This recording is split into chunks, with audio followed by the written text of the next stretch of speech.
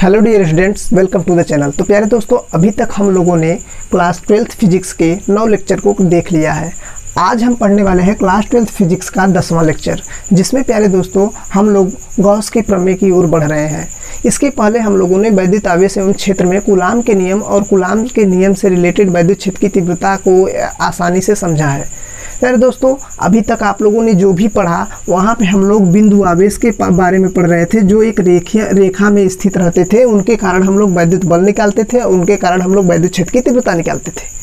लेकिन अब प्यारे दोस्तों, ये केवल एक रेखा में स्थित दो आवेशों के बीच या बिंदु आवेशों के कारण निकाला जाता था। लेकिन अब जो हम लोगों का टॉपिक है गॉस का प्रमेय, प्यारे दोस्तों आगे पढ़ने वाले हैं। तो इसमें गॉस का प्रमेय ये बताता है प्यारे दोस्तों कि जब भी आवेश किसी वस्तु पर चढ़ जाएंगे, अब वो वस्तु कुछ भी हो, चाहे आपका बेलनाकार वस्तु हो, चाहे आयताकार हो, चाहे क्षेत्रीय वस्तु हो, चाहे जैसा हो, अगर आवेश वस्तु पर चढ़ गया तो वहाँ कूलाम का नियम लागू नहीं होता है। क्योंकि आपने कूलाम के सीमाओं में पढ़ा था, कूलाम के नियम की सीमाओं में पढ़ा था कि क्या होता है कि कूलाम का नियम केवल बिंदु आवेशों के लिए लागू होता है। यहाँ तो एक बड़ा सा गोला आ गया, अगर उस पर एक समान रूप से आवेश वितरित है, आप बताइए तो क्या हम उस पर कूलाम का नियम लगा सकते हैं? नहीं प्यारे दोस्तों, इसके लिए हमें पढ़ाया जाता है गॉस का प्रमेय। अब प्यारे दोस्तों, अब आप आगे बढ़ चुके हैं, तो सबसे पहले मैं आपको ये बताऊंगा कि आपने 9 लेक्चर आई होप आप देख लिए होंगे। अगर आपने उन सभी वीडियोस को नहीं देखा है तो मैं उन सभी का लिंक अपने मतलब कि इस वीडियो के डिस्क्रिप्शन में दे दूंगा, आप आसानी से वॉच कर लीजिए। क्योंकि बिना उन सब वीडियो को देखे प्यारे दोस्तों आपको ये सब समझ में नहीं आएगा। मैंने बार बार बोला है कि थ्योरी है, डेफिनेशन है, रट लोगे, लेकिन उसके बाद क्या होगा, भूल जाओगे। अगर सीक्वेंस से वीडियो देखते चले जाओगे प्यारे दोस्तों तो आपको फिजिक्स की फील आने लगेगी। जिस दिन फील आने लगेगी फिजिक्स की ना, उस दिन आपको रटने की आवश्यकता नहीं होगी, केवल आपको समझने की आवश्यकता होगी। तो चलिए यार शुरू करते हैं। तो सबसे पहले आप सभी को कृष्ण जन्माष्टमी की ढेर सारी शुभकामनाएं, और इसी मतलब कि श्री कृष्ण का नाम लेकर चलो ये चलते हैं, चैप्टर को शुरू करते हैं। तो प्यारे दोस्तों, गॉस के प्रमेय को पढ़ने के लिए हमें सबसे पहले कुछ ऐसे शब्द हैं जिन्हें जानना होता है। मैं यहाँ केवल आपको बताऊंगा ताकि आप गॉस के प्रमेय के लिए अच्छे से तैयार हो सके। तो यहाँ पे सबसे पहले हमें पढ़ना होता है क्षेत्रफल सदिश, क्योंकि जब हम गॉस के प्रमेय के मतलब फार्मूले का डेरिवेशन करेंगे प्यारे दोस्तों, तो उसमें क्या होगा कि हमें क्षेत्रफल सदिश की आवश्यकता होती है। तो क्षेत्रफल सदिश क्या है प्यारे दोस्तों? तो क्षेत्रफल सदिश है कि यह एक सदिश राशि है जिसकी दिशा पृष्ठ के लंबवत बाहर की ओर होती है। जब भी आपसे कोई क्षेत्रफल सदिश पूछे तो आप सीधा बोलेंगे क्षेत्रफल सदिश एक सदिश राशि है जिसकी दिशा पृष्ठ के लंबवत बाहर की ओर होती है। अब चाहे जो भी पृष्ठ हो, अगर क्षेत्रफल सदिश ले लिया गया, क्षेत्रफल सदिश का मतलब प्यारे दोस्तों छोटा सा हिस्सा, अगर किसी मतलब कि वस्तु पे उस क्षेत्रफल उसका थोड़ा सा एरिया लिया जाए तो उसकी दिशा जो होती है प्यारे दोस्तों उसके पृष्ठ के लंबवत बाहर की ओर होती है। इतना आपको बताना है। तो अब मैं आपको बता दूं कि जब भी क्षेत्रफल सदिश को हमें समझना हो गणितीय रूप में तो हमें क्या करना होगा। हम जानते हैं ए है क्षेत्रफल, हालांकि एनसीईआरटी बुक में क्षेत्रफल को यस से दिखा रहा है प्यारे दोस्तों, तो आपको घबराने की ज़रूरत नहीं है, क्योंकि हम उसी मतलब कि सिंबल को लेंगे जो आप अच्छे से जानते हो। तो यार एरिया वेक्टर बोल रहा है तो एरिया वेक्टर ए से दिखाएंगे। यहाँ पे हो गया क्षेत्रफल सदिश यानी ए वेक्टर। उसके बाद प्यारे दोस्तों हम लेंगे इसका परिमाण और लेंगे एकांक सदिश, क्योंकि मैंने आपको बता चुका है कि जो सदिश राशियाँ होती हैं उसमें परिमाण होता है और दिशा होता है। तो परिमाण हमने ये दिखाया और दिशा कौन बताता है? एकांक सदिश। क्योंकि मैंने वहाँ आपको पिछले वीडियो में इसीलिए बताया था कि मैंने कहा कि आप जाकर उस वीडियो को देख लीजिए, क्योंकि मैंने पिछले वीडियो में बता चुका है कि जो एकांक सदिश है उसका काम केवल और केवल दिशा बताना होता है। अब यहाँ देख सकते हैं जैसे ये क्षेत्रफल सदिश हुआ, ये तो पूरे के लिए है। अगर हम बोले अल्प के लिए, मैं थोड़ा सा किसी मतलब एक मान लीजिए वृत्त बना रहा हूँ या गोला है मान लीजिए, उस पर हम उसका छोटा सा हिस्सा ले रहे हैं। प्यारे दोस्तों छोटा हिस्सा लेंगे तो मैं आपको बता दूं, आप अभी आगे मैथ में अवकलन पढ़ेंगे, उसी को बोला जाता है जब भी सूक्ष्म परिवर्तन हो। जैसे मैं आपको बोल दूं कि एक बोरी चावल में से आप 2 केजी चावल निकाल लीजिए, तो एक बड़ा परिवर्तन हो गया जिसे आप लोग डेल्टा से दिखाते हो। लेकिन उसमें से मैं बोलूँ 1 बोरी चावल है, उसमें से 1 दाना निकाल लीजिए, तो इसका मतलब समझ रहे हैं क्या बोला मैंने? डी चावल बोला आपको। वैसे ही मैं आपको एक मतलब कि एक समझाना चाहता हूँ अपने भाषा में प्यारे दोस्तों कि जब भी आपको पूरे क्षेत्रफल का थोड़ा सा लिया जाएगा तो क्या दिखाएंगे? डी, और क्या ले रहे हैं? ए। यानी प्यारे दोस्तों हम आपको ये समझाना चाहते हैं, अब इसकी दिशा किधर होगी, पृष्ठ के लंबवत बाहर की ओर। तो जब हम लिखेंगे विशेष में कर लेते हैं, विशेष के लिए अगर बोले तो अल्प क्षेत्रफल के लिए हम लोग क्या करेंगे, अल्प क्षेत्रफल सदिश की बात यदि हम करें तो क्या हो जाएगा प्यारे दोस्तों, D A vector is equal to D A dot N cap. I hope इतनी चीज़ें आपको समझ में आ गई होंगी, आपको कंफ्यूज होने की ज़रूरत नहीं है क्षेत्रफल सदिश के बारे में, बस इतना आप जानिए। अब प्यारे दोस्तों मैं आपको आगे बता दूं कि आगे आने वाला है विद्युत फ्लक्स। जब भी विद्युत फ्लक्स आएगा तो याद रखिएगा वो वैद्युत बल रेखा से रिलेट होगा। किससे होगा, वैद्युत बल रेखा से।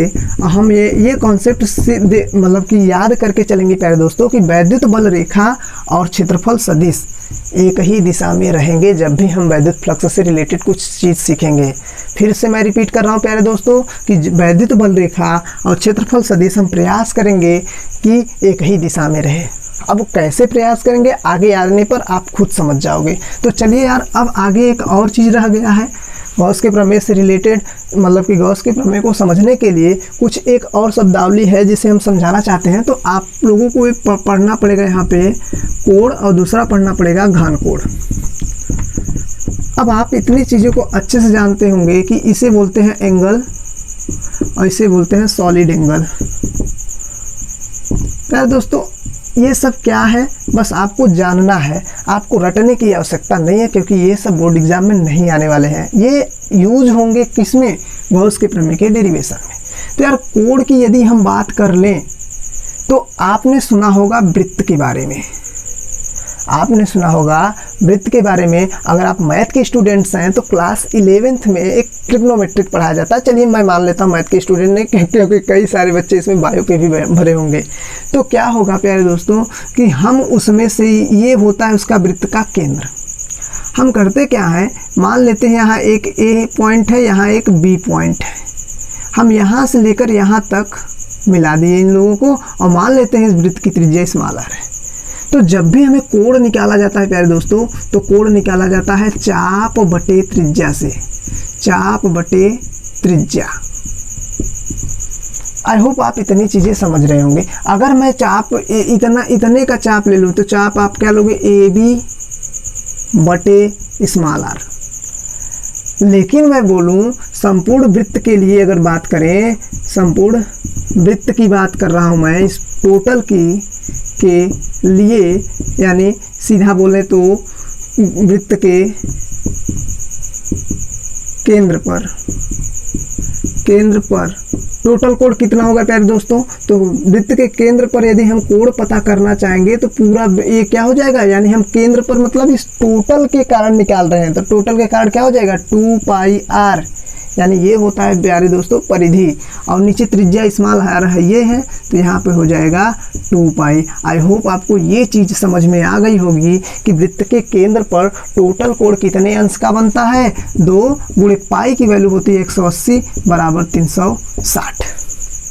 बस आपको ये जानना है प्यारे दोस्तों, इससे ज़्यादा डिटेल आपको जानने की ज़रूरत नहीं है।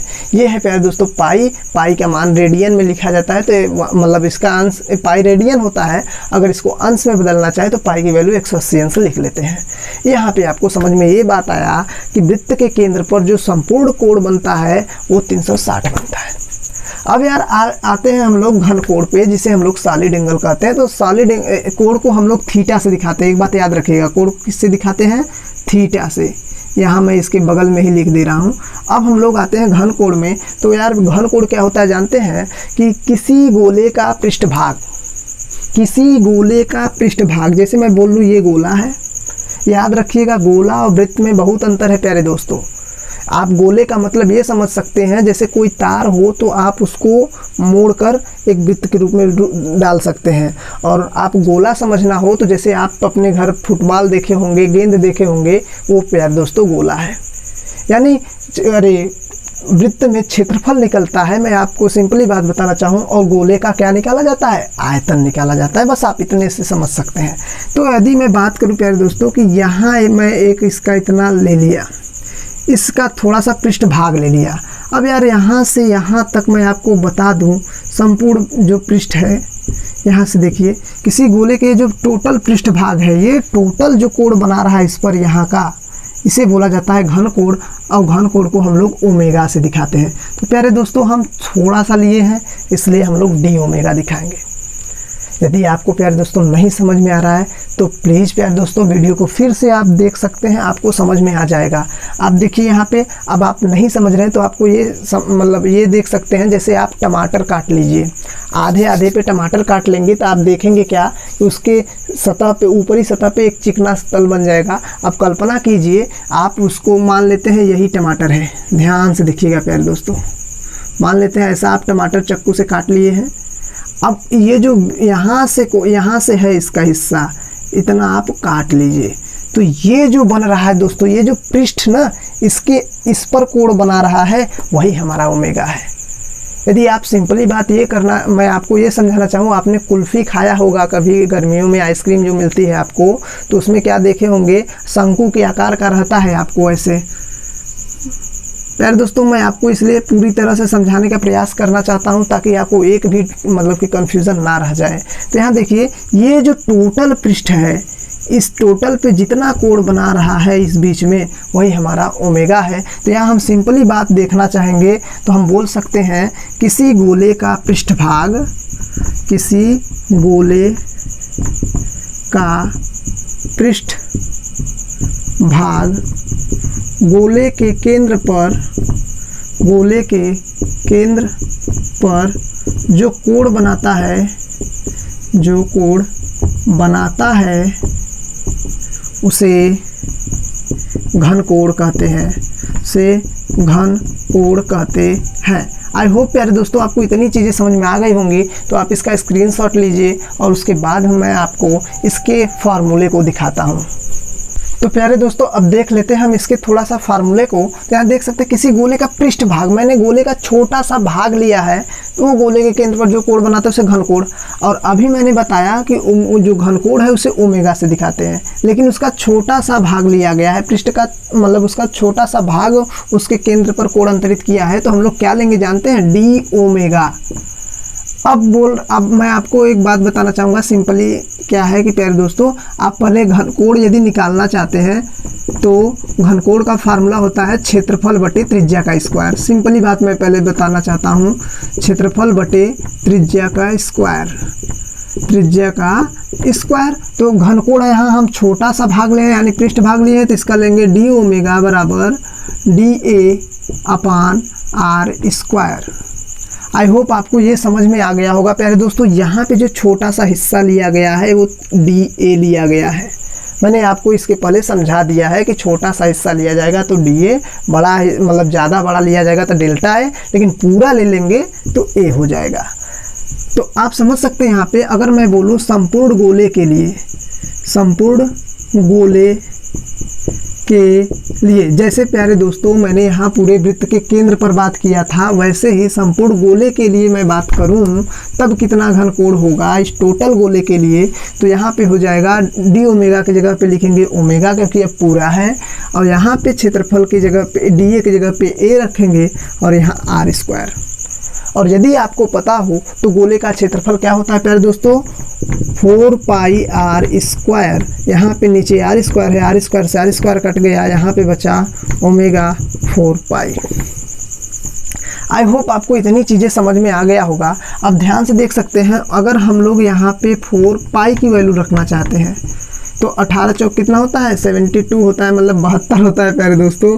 मतलब कि अगर मैं आपको दिखाना चाहूँ तो जो गोले के संपूर्ण गोले के केंद्र पर जो घनकोण बनता है वो 720 अंश का बनता है, और वृत्त के केंद्र पर कितने अंश का कोण बनता है, टोटल 360। आई होप आप ये समझ गए होंगे। अब प्यारे दोस्तों आपको कुछ देखने की ज़रूरत नहीं है या कुछ समझने की ज़रूरत नहीं है, बस आप इतना जानिएगा कि जब भी आपसे क्षेत्रफल सदिश पूछा जाए तो क्षेत्रफल सदिश एक सदिश राशि रहेगा जिसकी दिशा पृष्ठ की लंबवत बाहर की ओर। उसके बाद घनकोण मतलब कि कोण में होता है चाप बटे त्रिज्या, सिंपली हम लोग समझ लेंगे, और उसके बाद घनकोण में क्या होता है, क्षेत्रफल बटे त्रिज्या का स्क्वायर। अगर आप इतनी चीज़ें समझ गए होंगे प्यारे दोस्तों तो कमेंट में ज़रूर बताइएगा कि हाँ सर समझ में आ रहा है, नहीं तो मेरे इतना चिल्लाने का कोई फ़ायदा नहीं रह जाएगा प्यारे दोस्तों। तो स्टूडेंट्स अभी घन कोण के बारे में हम लोगों ने देखा, तो उसमें अब उसके आगे का थोड़ा सा 2 पॉइंट हम देख लेते हैं। यहाँ पे दिया गया है प्यारे दोस्तों कि घन कोण का यानी इसका मात्रक जो होता है वो स्टेरेडियन होता है। जब भी आपसे पूछा जाएगा कि घनकोण का मात्रक क्या होता है, आपको क्या बताना होगा? स्टेरेडियन। उसके बाद दोस्तों यह एक बीमाहीन राशि है, इसका मतलब इसका बीमी सूत्र नहीं होता है प्यारे दोस्तों। अब ऐसा क्यों होता है कि इसका बीमी सूत्र नहीं हुआ? तो मैं आपको बता दूं प्यारे दोस्तों कि आपने देखा कि घनकोण जो है, घनकोण का जो फार्मूला था वो था क्षेत्रफल बटे त्रिज्या का स्क्वायर, क्षेत्रफल बटे त्रिज्या का स्क्वायर। अब आप ध्यान से देखिए कि क्षेत्रफल का मात्रक क्या होता है? मीटर स्क्वायर, और त्रिज्या का क्या होता है? Metre square. तो प्यारे दोस्तों क्या होगा? कट गया। अब ध्यान से देखिए, ऊपर भी मीटर स्क्वायर, नीचे भी मीटर स्क्वायर, जब कट जाएगा तो उसका तो कुछ भी नहीं हुआ। तो जब मात्रक ही नहीं बच गया तो इसका बीमी सूत्र कैसे नहीं लिखेंगे? अब आपके दिमाग में आ रहा होगा कि सर जी इसका मात्रक तो स्टेरेडियन है। प्यारे दोस्तों वो अलग से उसका रख दिया गया है क्योंकि ये पूरक राशियाँ हैं, लेकिन एक्चुअल में देखा जाए तो इसका बीमी मतलब कि मीटर से मीटर कट जा रहा है, जिसका हमें बीमी सूत्र लिखना है। बीमी संकेत मीटर का क्या होता है? एल। अगर हम एल स्क्वायर लिखेंगे, नीचे भी एल स्क्वायर लिखना पड़ेगा, दोनों कट जाएगा तो बीमी सूत्र लिखा ही नहीं जाएगा। तो आई होप आपको क्षेत्रफल सदिश, कोण और घनकोण की अच्छी समझ हो गई होगी। तो मिलते हैं दोस्तों नेक्स्ट वीडियो में, और उसमें हम लोग अपने सीधे बोर्ड एग्ज़ाम के टॉपिक पर बात करेंगे। तो चलिए यार, प्लीज़ आप इस वीडियो को अच्छे से देखिएगा ताकि आपको ये सब जो टॉपिक है समझ में आए, ताकि हम लोग गॉस के प्रमेय को अच्छे से पढ़ सकें। तो चलिए मिलते हैं नेक्स्ट वीडियो में, और यदि आपको वीडियो पसंद आया हो तो वीडियो को लाइक, सब्सक्राइब, शेयर करना ना भूलें। तो पढ़ाई करते रहें। All the very best.